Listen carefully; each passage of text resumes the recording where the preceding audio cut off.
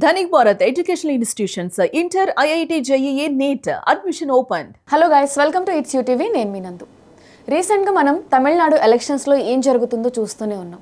అసలు విజయ్ అంత కష్టపడి గెలిచిన తర్వాత కూడా సీఎం ప్రమాణం ఎప్పుడు అయితే అది చేస్తాడా అని చెప్పి ఫ్యాన్స్ అందరూ కూడా ఎంతో ఎక్సైటింగ్గా వెయిట్ చేస్తూ ఉన్నారు. కానీ రోజుకు ఒక ట్విస్ట్ తమిళనాడు పాలిటిక్స్లో అయితే మనం చూస్తూనే వచ్చాం. అసలు విజయ్ సీఎం అవుతాడా లేదా అనేది పెద్ద క్వశ్చన్ మార్క్గా అనిపిస్తుంది. సో దీని గురించి మనతో పాటు డిస్కస్ చేయడానికి ప్రముఖ ఆధ్యాత్మికవేత్త నానాజీ పట్నాయక్ గురువు గారు ఉన్నారు. అండ్ గురువు గారు ప్రిడిక్షన్ ఎప్పుడు చూసినా మనం ఏదైనా కూడా కరెక్ట్గా చెప్తారు. ఆయన చేసిన గెస్సింగ్స్ అన్నీ కూడా కరెక్ట్ అవుతాయి. కాబట్టి అసలు ఈ ఇష్యూ పైన గురువు గారు ఏం మాట్లాడతారు ఏంటనేది గురువు గారిని అడిగి తెలుసుకుందాం. నమస్తే గురువు గారు. శ్రీమాత్రే నమః. గురువు గారు, మీరు గెలవక ముందు కూడా తమిళనాడు సీఎం ఎవరు అనేది ఆల్రెడీ పోస్ట్ పెట్టారు, ముందే చెప్పడం జరిగింది. ఇప్పుడు కూడా గెలిచిన తర్వాత కూడా ఆ సీఎం ప్రమాణం ఏదైతే ఉందో అది చేయడానికి ఒక పెద్ద టాస్క్ లా అనిపిస్తుంది. అసలు తమిళనాడు ఇప్పుడు ఏ రాష్ట్రం వాళ్ళైనా కూడా తమిళనాడు పాలిటిక్స్ అంటే ఇప్పుడు పెద్ద క్యూరియాసిటీ, అక్కడ ఏం జరగబోతుంది ఏంటి అని చెప్పి. అసలు మనం ఎలా చూడొచ్చు ఇన్ ఫ్యూచర్? అంటే యాక్చువల్గా నేను అతని జాతకం చూసాను, టైం లేదు అతనిది. ఓన్లీ డేట్ ఆఫ్ బర్త్ పరంగా చూసుకుంటే అతనిది కర్కాటక రాశి, రవి మిథునంలో ఉన్నాడు, కుంభంలో గురువు, ఈ రకంగా కాంబినేషన్స్ ఉన్నాయి అతనికి. సో నాడీ ఆస్ట్రాలజీ అని ఉంటుంది. నాడీ ఆస్ట్రాలజీలో ఏంటంటే గురువు రవి కలిసి ఉన్న, గురురవుల వీక్షణలు ఉన్న, రవికి గురు సంబంధాలు వచ్చిన రాజకీయ ఎదుగుదల ఉంటుంది వాళ్ళకి. కొంచెం అదే ఒక డిగ్నిఫైడ్గా ఒక స్టేజ్కి వెళ్ళేటువంటి యోగం అది. దాన్ని జీవ ఆత్మ సంయోగము అంటారు, దాన్ని జీవాత్మ సంయోగం అంటారు. ఆ జీవాత్మ సంయోగం ఉన్న వాళ్ళకి ఏంటంటే కొంచెం నార్మల్ లైఫ్ కంటే కూడా కొంచెం మంచి లైఫ్ జీవించే యోగం ఉంటుంది ఆ జీవుడికి. ఎందుకంటే ఆ జీవుడికి, ఆ ఆత్మకి దేవతా అనుగ్రహం ఎక్కువగా ఉంటుంది. అందుకే వాళ్ళకి కొంచెం లక్ ఫేవర్ అవుతూ ఉంటుంది. లేకపోతే అసలు ఎంతో కాలంగా రాజకీయంగా ఉన్న వాళ్ళు సడన్గా రాలేరు అంత ఈజీగా. అది కొద్దిమందికే అది ఆస్కారమైంది. అది సీనియర్ ఎన్టీ రామారావు, స్వర్గీయ ఎన్టీ రామారావు గారికి కానివ్వండి, అది కొద్దిమందికి, జయలలిత లాంటి వారికి కానివ్వండి.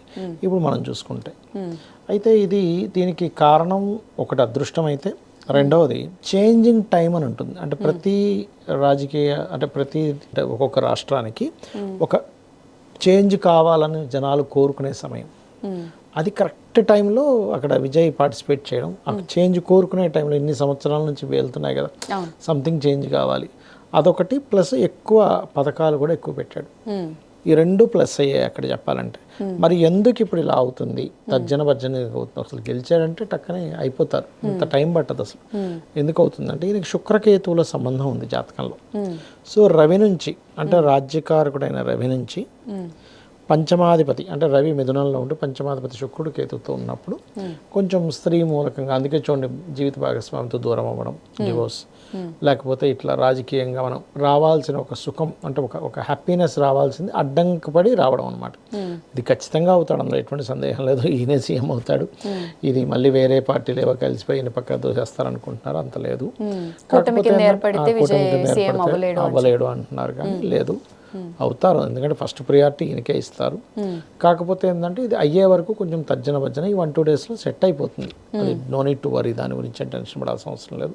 కాకపోతే ఇక్కడ ఏంటంటే అతని పర్సనల్ చార్ట్ లగ్నంతో సైతం ఉంటే కూడా రెమెడీస్ చెప్పుకోవచ్చు. ఎందుకంటే ఆయనకు రవి నుంచి దశమంలో ఇప్పుడు గోచారంలో శనికుజులు ఉన్నారు. అంటే రవి రాజ్యకారకుడు. ఒక గవర్నమెంట్ని ఫామ్ చేయాలన్నా, ఎవరికైనా గవర్నమెంట్ ఉద్యోగం రావాలన్నా, లేకపోతే గవర్నమెంట్ సంబంధంగా వాళ్ళు కొన్ని హోదాలు అనుభవించాలన్నా సూర్యుడే కారకుడు. ఆ సూర్య భగవాను నుంచి దశమంలో కనుక ఏదైనా పాపగ్రహాలు సంచరించేటప్పుడు ఏమవుద్దంటే అది కొంచెం అక్కడ గురువు యొక్క బలం ఉండడం వల్ల వచ్చినప్పటికీ అది కొంచెం ముందుకు కదలడానికి కొంచెం ఆ యొక్క డిస్ట్రాక్షన్స్ కానీ కొన్ని అడ్డంకులు కానీ ఉంటాయి. అలాంటి టైంలో ఏం చెప్తాం, ఎవరికైనా ఇలాంటి వచ్చినప్పుడు శనికి కుజుడికి దానాలు ఇవ్వండి అని చెప్తూ ఉంటాం. కాబట్టి ఇది కొంచెం ఘర్షణాత్మకంగా ఖచ్చితంగా క్లియర్ అయిపోతుంది. ఇవాళ రేపు 8-9 తేదీల లోపల క్లియర్ అయిపోతుంది, అందులో ఎటువంటి డౌట్ లేదు. కాకపోతే ఏంటంటే ఇవి ఉంటాయి కొద్దిగా ఇవి, ఎందుకంటే ఇప్పుడు శని కుజులు కలిసి ఉన్నారు. కుజుడు అక్కడ 11వ తేదీ వరకు ఉంటాడు, అందుకని ఈ ఫ్రిక్షన్ అనేటువంటిది వస్తుంది, అంతేగాని మరొకటి ఏం కాదు.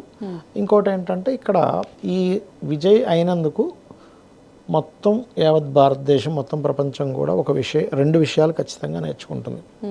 అది ఏమిటి అంటే ప్రతి రాజకీయ పార్టీ కూడా ఒక మార్పును కోరుకునే టైంలో అంటే ఒక 15 ఏళ్ళకి ఒకసారి 30 ఏళ్ళకి ఒకసారి మార్పు కోరుకుంటారు. శని యొక్క రౌండ్స్ అనమాట. శని సగం రౌండ్ తిరగడం, ఫుల్ రౌండ్ వేయడం. ఆ టైంలో ప్రతి రాజకీయం పార్టీ జాగ్రత్తగా ఉండాలి, లీడింగ్లో ఉండే పార్టీ. ఎందుకంటే ఆ టైంకి సాచురేషన్ పాయింట్ అంటాం. అది తారాస్థాయికి వెళ్ళిపోయి ఇక్కడి నుంచి ఏదో చేంజ్ కావాలనుకుంటాం. కొంతమంది చూడండి, అన్ని సంవత్సరాలు కాపురం చేసి సడన్గా వదిలేశారు ఏంటండి అంటాం. అంటే ఏంటి, అప్పటి వరకు ఓపిక పెట్టాడు, కొద్దిగా చిరాకు వచ్చేసింది, అవునా కదా. అట్లాగా ఆ పాయింట్ వరకు తీసుకెళ్ళడం. ఇప్పుడు మన వాళ్ళు మన ఇండియాకి స్వాతంత్రం రావడానికి కూడా పోరాడి బాగా విసిగిపోయి బాబు ఇంక వీళ్ళకి ఇచ్చేయాల్సిందే అనే దాకా వచ్చింది. అది తెలంగాణ రావడం కూడా అలాగే జరిగింది కదా. ఇంక పోరాడి ఇంక ఇచ్చేస్తే అయిపోద్ది, ఎందుకు ఈ గొడవ అని. అలాగే ఒక పాయింట్ అనేది ఉంటుంది. అలా మనుషులు విసిగిపోయినప్పుడు, చేంజ్ రావాలనుకున్నప్పుడు జాగ్రత్త పడాలనేది ఒక విషయం నేర్చుకుంటారు. రెండవది, విజయ్కి ఫ్యూచర్లో ఇతను ఏదైతే పథకాలు పెట్టాడో, హామీలు ఇచ్చాడో, ఇవి కొన్ని చేసి కొన్ని చేయలేకపోవడం మూలంగా, ఎందుకంటే బడ్జెట్ అంత లేదు అక్కడ, చేయలేని పరిస్థితులు వస్తాయి కొన్ని, అంత ఎక్కువ పథకాలు. ఎందుకంటే ఆ బడ్జెట్ ఎంత ఉంది, దానికి కేంద్ర ప్రభుత్వం ఎంత సహకరిస్తుంది, ఎంత వాళ్ళ హామీలని వీళ్ళు కంప్లీట్ చేయగలుగుతారు అనేటువంటిది ఒక లెక్క ఉంటుంది. అది ఎప్పుడైతే లెక్క తప్పిందో పర్టికులర్గా ప్రతిపక్ష పార్టీ వాళ్ళు దాన్నే పాయింట్అవుట్ చేస్తారు. నువ్వేమి ఇచ్చావు పథకాలు, నువ్వేమని చెప్పావు, ఏం చేస్తున్నావు, ఇచ్చిన హామీలు ప్రాపర్గా చేయలేకపోతున్నాడు అనేటువంటిది ఎదుర్కొంటాడు నెక్స్ట్. దీనివల్ల అందరూ నేర్చుకోవాల్సింది ఏంటంటే, ఎక్కువగా ఏదో మనం అప్పటికప్పుడు గెలిచిపోతామని చేయకూడదు. ఎందుకంటే ఆ రకంగా కనుక మనిషిదైతే నెక్స్ట్ మళ్ళీ ఇంకో ఛాన్స్ ఉండదు. ఇప్పుడు మీరు ఒక 5 హామీలు ఇచ్చి, లేకపోతే ఒక 10 హామీలు ఇచ్చేసి 2 చేస్తే 8 చేయలేదంటారు, లేకపోతే 5 చేసినా 8 చేయలేదంటారు, 8 చేసినా 2 చేయలేదని పట్టుకుంటారు. కానీ 2 హామీలు ఇచ్చి ప్రాపర్గా జనాలకు పనికొచ్చేవి 2 ఇచ్చి, ఆ 2 మీరు ప్రాపర్గా చేసి చూపించండి, నెక్స్ట్ టైం గెలవడానికి ఎక్కువ స్కోప్ ఉంటుంది. ఒక 3 హామీలు పెట్టుకున్నాము, విద్య, వైద్యము, లేకపోతే ఇంకోటి ఏదో సంథింగ్, నిరుద్యోగులు, ఉద్యోగాలు, ఈ 3 కరెక్ట్ చేయండి. అంతేగాని అన్నీ ఇచ్చేసి దానికి బడ్జెట్ సరిపోక ఇలాంటివి ఎదుర్కోబోతున్నాడు అనేటువంటిది చూపిస్తుంది. ఎందుకు అంటే ఇక్కడ విజయ్ జాతకంలో శుక్రుడు, కేతువు కలిసి ఉన్నాడు. శుక్రకేతువులు కలిసి ఉన్నప్పుడు ఏమవుతుందంటే, శుక్రుడు ఈజ్ ఫండ్ కారకుడు, ధనానికి కారకుడు. కేతు ఈజ్ ది బ్రేక్ కారకుడు. రవి రాశి నుంచి, అంటే రవి మిథునంలో ఉంటాడు ఆయనకి, రవి నుంచి పంచమ స్థానాధిపతి అంటే రాజకీయానికి కారకుడైన శుక్రుడు కేతువుతో ఉన్నప్పుడు ఇతను రాజకీయ జీవితం అనేటువంటిది, ఎలా అయితే గురువు ఉన్నాడో మంచి పేరు సడన్గా వచ్చేసాడు, ఇదంతా జరిగింది. కానీ ఈ పథకాల విషయంలో జాగ్రత్త తీసుకోకపోతే ఇబ్బంది వస్తుంది. కాబట్టి ఇది ముఖ్యంగా ఇతను గుర్తుపెట్టుకోవాల్సిన అంశం ఇది. కాకపోతే ఇది క్లియర్ అవుతుంది, ఈయనే సీఎం అవుతాడు. మనం కౌంటింగ్ ముందే కూడా పెట్టాం, మనం దాంట్లో పెట్టుకున్నాము. కాబట్టి ఏంటంటే ఖచ్చితంగా అవుతాడు, అందులో ఎటువంటి సందేహం లేదు. కాకపోతే ఏంటంటే అయ్యే వరకు కొంచెం ఈ స్ట్రెస్, ఆ 2 డిఎంకే డిఎంకే కలిసిపోతే, ఆ 2 కలవలేండి, ఈజీ అంత కలిసిపోయేది ఏం లేదు. కాకపోతే ఏంటంటే కొన్ని ఇప్పుడు ఎవరిని కలుపుకోవాలన్నా వాళ్ళ సిద్ధాంతాలు, వీళ్ళ సిద్ధాంతాలు డిఫరెంట్గా ఉంటాయి. కాబట్టి వీళ్ళ సిద్ధాంతాలు వేరు కదా అనే దీంతో కలవరంత తొందరగా. లేకపోతే హైకమాండ్తో ఉండే కొన్ని ఆంక్షలు ఉంటాయి, లేకపోతే ఒకవేళ కాంగ్రెస్ గెలిచిన ఇంకొక 5-6 సీట్లు తగ్గుతున్నాయి అంటున్నారు. ఇట్లా చాలా ఉంటాయి. బట్ అవ్వడం మాత్రం ఖాయం. ఒక 2 daysలో క్లియర్ అయిపోయే సమస్య ఇది.